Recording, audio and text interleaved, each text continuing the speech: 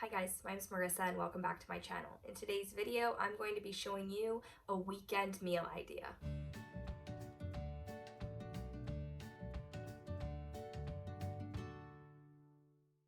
As you can tell by my voice, I am a little bit raspy and I have a cough, I have a little bit of a runny nose. Because of the coronavirus that people are worried about, tried to be courteous of others and just stay home this weekend. I decluttered part of my kitchen yesterday. I'm just trying to utilize the time at home where I would normally on a weekend be out running around and doing things.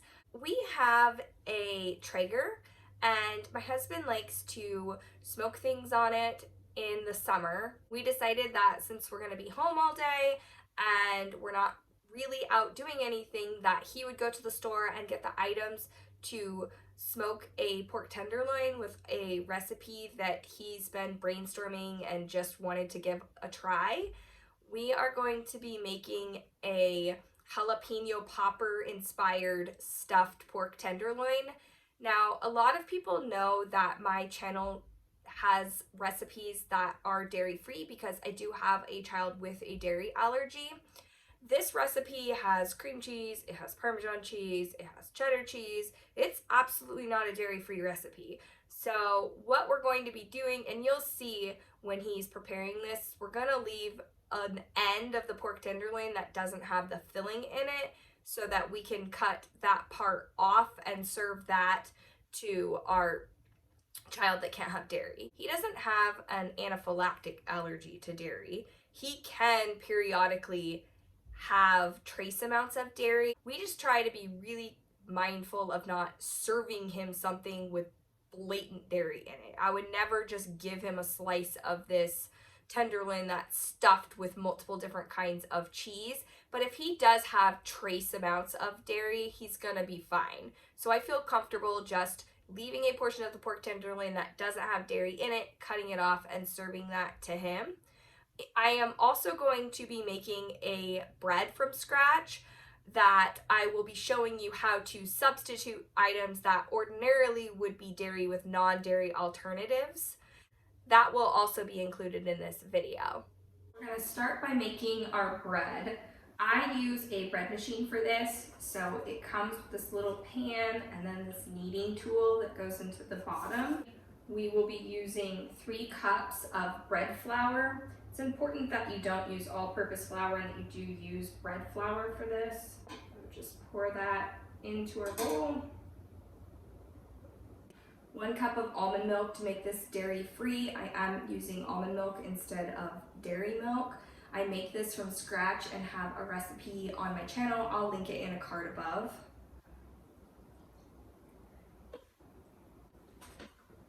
A 1/4 cup of water. 1 tablespoon of oil. You could also use butter, but again, because I'm making this dairy-free, I'm using oil. This is olive oil. 1 tablespoon of sugar. 1 teaspoon of salt.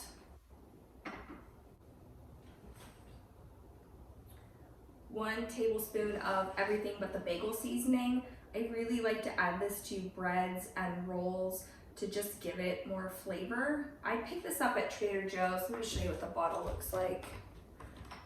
This is what the bottle looks like. I think you can get it at Costco in a bigger pack or just at your regular grocery store. Just gonna sprinkle that all over. Because your machine's gonna need everything, you don't really need to worry about making sure that it's well distributed. Just kind of dump it in there. And then 1 teaspoon of active dry yeast. I'm gonna show you what this looks like. You can see that I've left a little peak at the top of flour that isn't covered in liquid. You wanna do that so that your yeast isn't touching the liquid until it's mixed in by the machine. I'm just gonna be careful to pour this right on that flour that's created that little hill in my pan. This is the bread machine that I use. I've had this for about 10 years. It's not made anymore, but I will link in the description box below a comparable machine. This is made by Breadman, it's the ultimate model. This recipe will make a 1.5 pound bread loaf, or about 16 slices.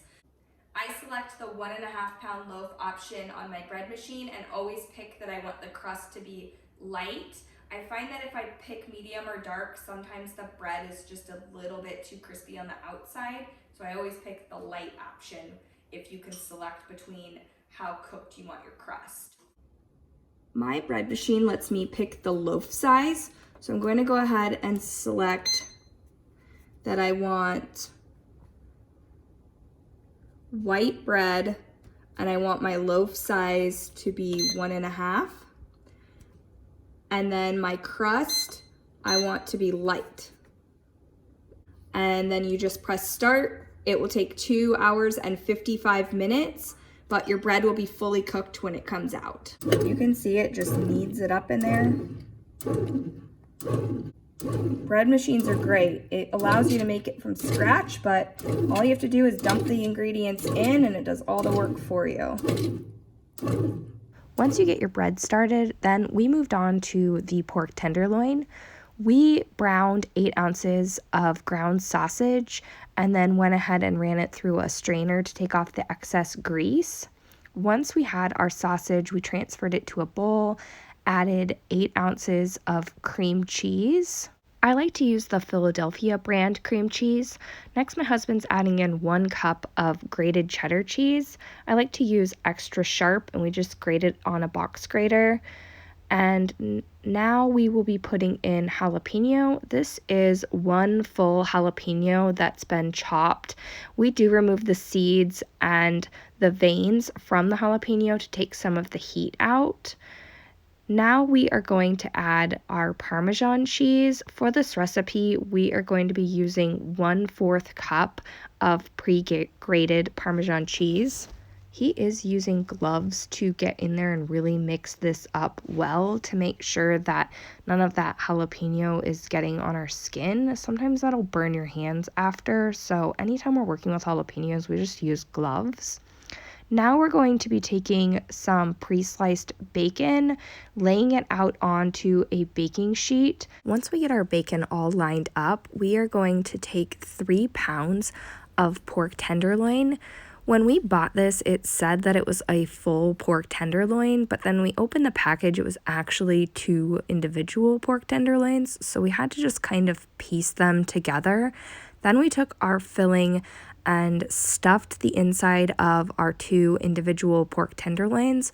If we were doing this again, we would be really careful to make sure that we are getting a full pork tenderloin and then would butterfly it. Now we're just trying to take this bacon and do the best job that we can of wrapping it around the pork tenderloin. This is what is going to give it a jalapeno popper inspired flavor. We then took toothpicks and put them throughout, transferred it into a aluminum pan and wrapped it with butcher's twine to make sure that everything stayed together and nothing fell apart while it was in the smoker.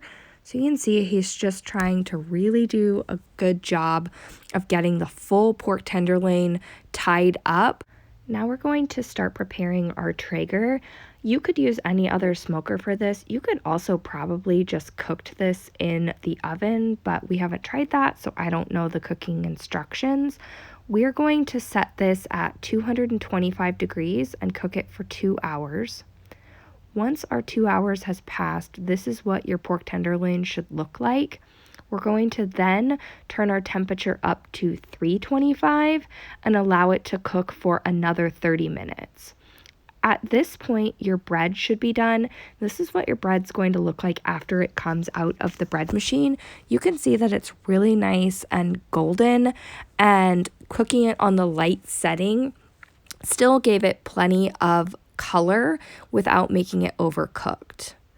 Here again is what the pork tenderloin will look like when it's finished. So he's just going to go ahead and pull it off of the smoker and check to make sure that the internal temperature is at least 160 degrees.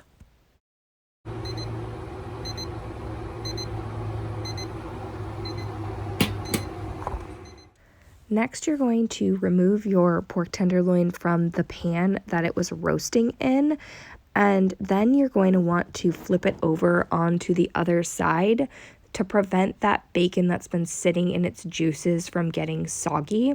We just let it rest while we are slicing up our bread and prepping the rest of our meal. Here's what the bread is going to look like. Because I'm serving this for dinner, I'm doing bigger slices. I will slice it like this, and then I will also slice these in half.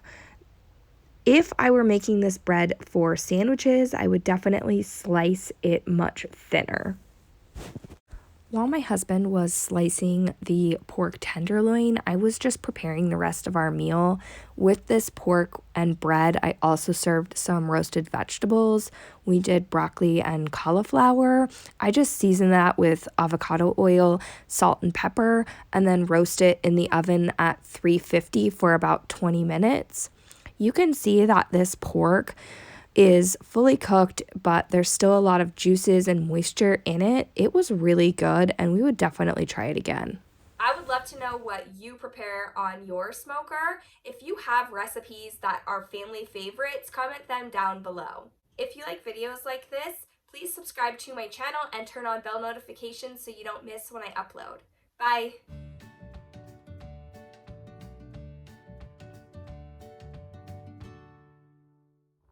Why are you making fun of me now? Yes, you are. Bread. You love it. You're excited, right? It's white bread.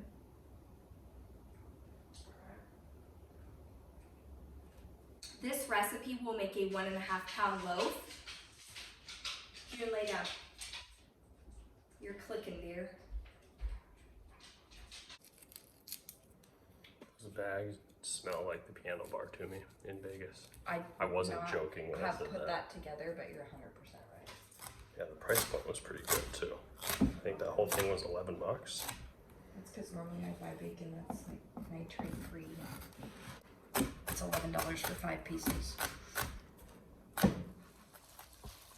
Most of the 2,055 infected hospital workers were either infected at home or in the early phases of the outbreak and moved on when hospital safeguards were not